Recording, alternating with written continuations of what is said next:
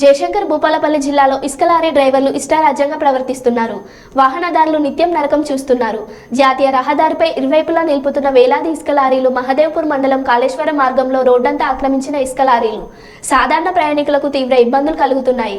కాబట్టి రోడ్డుకు ఇరువైపులా ఇసుక లారీలను నిలిపి సాధారణ వాహనదారులపై దృష్టిగా ప్రవర్తిస్తున్న లారీ డ్రైవర్లు ప్రజలు ఎన్ని ఫిర్యాదులు చేసినా పట్టించుకొని ఆర్టీఏ పోలీసులు